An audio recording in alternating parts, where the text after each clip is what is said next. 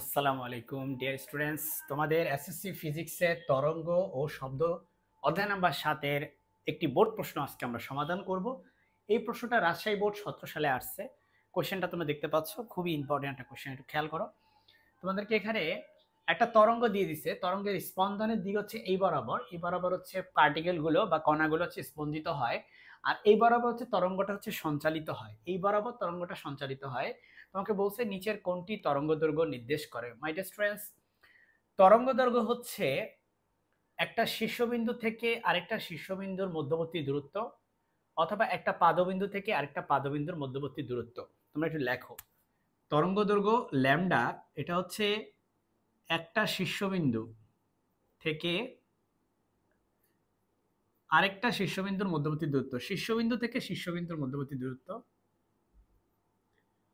অথবা পাদবিন্দু থেকে পাদবিন্দুর মধ্যবর্তী দূরত্ব। পাশাপাশি দুইটা শীর্ষবিন্দু বা পাশাপাশি দুইটা পাদবিন্দু। খেয়াল করো, এই যে পাশাপাশি দুইটা শীর্ষবিন্দুর মধ্যবর্তী দূরত্ব অথবা পাশাপাশি দুইটা পাদবিন্দুর মধ্যবর্তী দূরত্ব। আরেকভাবে বলতে পারো, দেখো এটা হচ্ছে এমন একটা বিন্দু যেটা হচ্ছে তোমার সাম্যাবস্থায় আছে। এই যে কালো যে রেখাটা দেখতে পাচ্ছ, এই রেখাটার নাম হচ্ছে সাম্যাবস্থা। কালো রেখাটার নাম কি? সাম্যাবস্থা। ইংলিশে আমরা বলি ইকুইলিব্রিয়াম বা মিন পজিশন। ইকুইলিব্রিয়াম বা মিন পজিশন, হ্যাঁ, ইংলিশে এটাকে বলা হয় ইকুইলিব্রিয়াম বা মিন পজিশন। এই পজিশনে কণাগুলো সবাই কমফোর্টেবলি ছিল যখন তরঙ্গ সৃষ্টি হয় নাই তার আগে, বা এদেরকে আন্দোলিত করা হয় নাই তার আগে। তাহলে এই পজিশনে থাকা বিন্দুগুলা দেখো, এই একটা বিন্দু, এই একটা বিন্দু, এই একটা বিন্দু, এই তিনটা বিন্দু। তার মানে মিন পজিশনে থাকা বা সাম্যাবস্থায় থাকা পরপর তিনটা বিন্দুর মধ্যবর্তী দূরত্ব হচ্ছে তুমি ল্যামডা বলতে পারো। তাহলে কি লিখবা? সাম্যাবস্থায় থাকা পরপর পরপর তিনটি বিন্দুর দূরত্ব, তিনটি বিন্দুর মধ্যবর্তী দূরত্ব। ঠিক আছে, এইভাবে তুমি ল্যামডাকে ডিফাইন করতে পারো। সে ল্যামডা বলতে এই যে এখানে তুমি একটু খেয়াল করো, পি আর, এটা কেন হবে না? পি থেকে আর পর্যন্ত একটা শীর্ষবিন্দু, আরেকটা হচ্ছে কি বিন্দু? এটা হচ্ছে সাম্যাবস্থায় অবস্থিত বিন্দু। তো এটা তো সংজ্ঞার সাথে মিলল কি? আমাদের এই যে তিনটা সংজ্ঞা দিছি না। পি কিউ, এই যে পি থেকে কিউ, একটা হচ্ছে শীর্ষবিন্দু, একটা হচ্ছে পাদবিন্দু। আমি কি লিখছি শীর্ষবিন্দু থেকে পাদবিন্দু? আমি লিখছি শীর্ষবিন্দু থেকে শীর্ষবিন্দু। তাহলে এটাও মিলল না।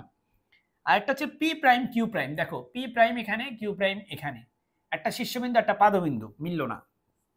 আর একটা হচ্ছে পি পি প্রাইম, দেখো একটা শীর্ষবিন্দু আর একটা পাদবিন্দু, তাহলে সরি একটা শীর্ষবিন্দু আর একটা শীর্ষবিন্দু, তাহলে পিও শীর্ষবিন্দু, পি প্রাইম হচ্ছে শীর্ষবিন্দু। তাহলে একটা শীর্ষবিন্দু থেকে ঠিক তার পরবর্তী যে শীর্ষবিন্দু, এই দুইটার মধ্যবর্তী দূরত্বই হচ্ছে কি? একটা ল্যামডা। সুতরাং উত্তর হবে ঘ।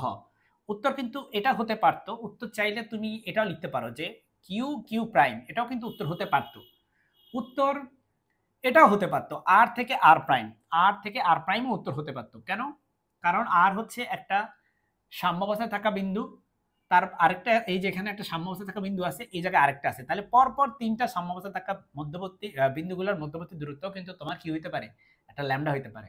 সো উত্তর এই তিনটা হইতে পারে, যেহেতু অপশনে আমাদের পি পি প্রাইম আছে, পি পি প্রাইম, সো উত্তর হচ্ছে এখানে ঘ হবে।